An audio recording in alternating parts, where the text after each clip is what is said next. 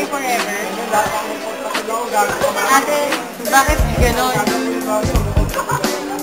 Ate, alamanan ng trip, meron niya. Sino yung forever mo? Ate, totoo po ba yung bakit? Ay, totoo. Totoo yun. Isaan namin. Meron po bang forever? Wala. Ayun. Wala akong forever. Bakit? Bakit? Ano kayo ba si Dara? Bakit kasi? Forever to exist. Pipilay forever eh. How much? Ate, may forever ka po ba?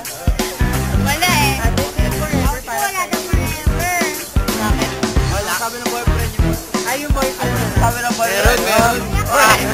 Forever pambata ka.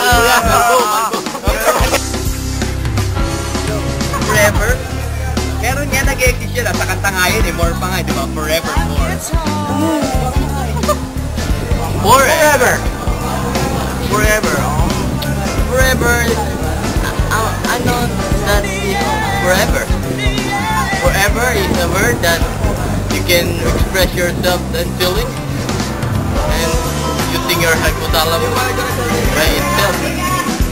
And forever, I believe in forever.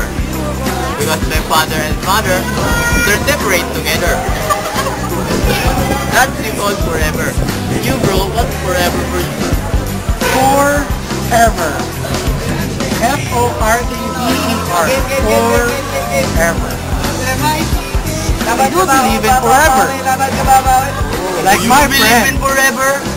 Yes. Because forever is in the air, in the water, even in land. Because you are in the sunshine. Yes. But the sunshine is out forever. When you believe, In flying without wings. there are It forever. makes me up.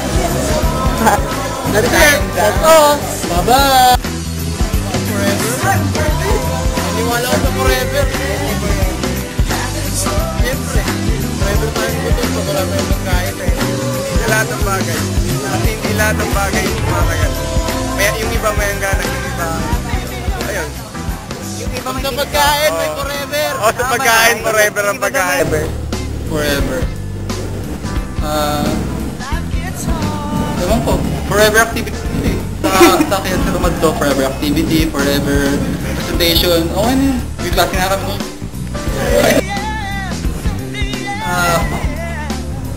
Siguro para sa akin, hindi ako naniniwala sa forever. Kasi, kung i-define natin yung literally, pag sinabang forever, di ba? Walang hanggan. Ang buhay natin, nagtatapos yan. Kasi hanggang 7 years old lang, hanggang 90, yun. Kaya, practical pag sinabi forever. Forever. Naniniwala ako sa forever. Kasi, sabi nga nila, change is the only permanent in this world. So, yung change forever.